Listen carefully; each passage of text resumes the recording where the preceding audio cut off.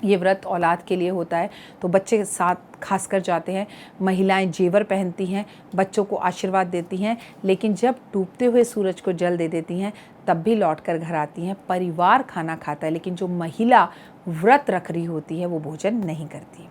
इससे आपका कॉन्फिडेंस बहुत ज़्यादा बढ़ता है। आपको इस 4 दिन की पूजा के अंदर आपके चेहरे पर नूर आता है, आप पूजित हो जाती हैं। छठी मैया जो सूरज देवता की बहन है वो आपको बहुत सारा आशीर्वाद देती है। आपको पता है ना, हमारे यहाँ जब कृष्ण जन्म हुआ तो कृष्ण जन्म के बाद छठी मनाई जाती है। ये कौन है? यही छठी मैया है। ऐसा नहीं है कि ये पर्व केवल बिहार में मनाया जाता है। कहते हैं कि ये सूर्य देवता की बहन है और ये बच्चे के सपने में आती हैं, उसको उसके पुराने जन्म के कर्म बताती हैं तो बच्चा रोने लगता है, न्यू बॉर्न बेबी। और जब अच्छी बातें बताती है तो बच्चा एकदम से हंसने लगता है। अगर हम बच्चे के पैदा होने के बाद छठे दिन मैया की पूजा करें और उनकी आकृति बनाते हैं, उन्हें कड़ी चावल का भोग लगाते हैं, तो माता रानी फिर बच्चे के सपने में आना छोड़ देती हैं और उसे आशीर्वाद देती हैं। ये है हमारी भारतीय सभ्यता संस्कृति। ओए होए, कैसे हमने तारों से तारों को जोड़ रखा है, कैसे ज़िंदगी को हमने खूबसूरत बना रखा है, कैसे लाइफ को कितना आसान और बढ़िया कर रखा है।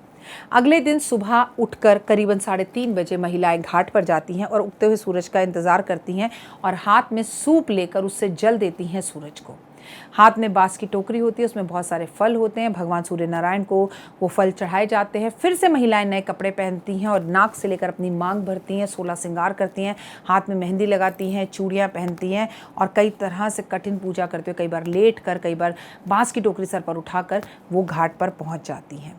ठेकुआ बनाया जाता है, सारी मिठाई घी में बनाई जाती है, सूप में रखी जाती है और भगवान को सूर्य नारायण को अर्पण की जाती है। सूर्य नारायण देवता के महिलाएं मंत्र जो है वो गाती हैं, आदित्य हृदय स्रोत का पाठ करती हैं, सूर्य के आगे दीप जलाती हैं, नतमस्तक होती हैं, प्रणाम करती हैं।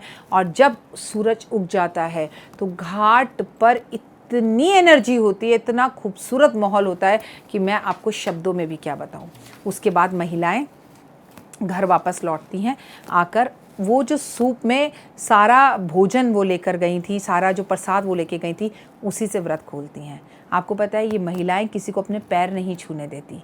घर आकर 36 घंटे बाद कुछ खाकर ये अपना व्रत खोलती हैं और इस तरह से भारतीय सभ्यता संस्कृति की माँ, बेटी और बहू ये व्रत करती है। और कभी कभी जल्दी में आके, आक्रोश में आके, किसी गलत बात से, किसी गलत संगत में, किसी गलत आदत से आप अपनी उसी माँ का दिल दुखा देते हैं। इससे कोई फ़र्क नहीं पड़ता है कि हम बिहार राज्य से हैं या नहीं हैं, कि बिहार की माएँ ही जो हैं उन्हीं के बच्चे उनकी रिस्पेक्ट करें। तो मैं आपको बता दूं, दिवाली से ठीक पहले हमारे यहाँ पे अहोई अष्टमी की पूजा की जाती है। हमारे यहाँ राधा अष्टमी से 16 दिन के व्रत रखे जाते हैं बेटे की लंबी उम्र के लिए या बेटी अपनी औलाद के लिए।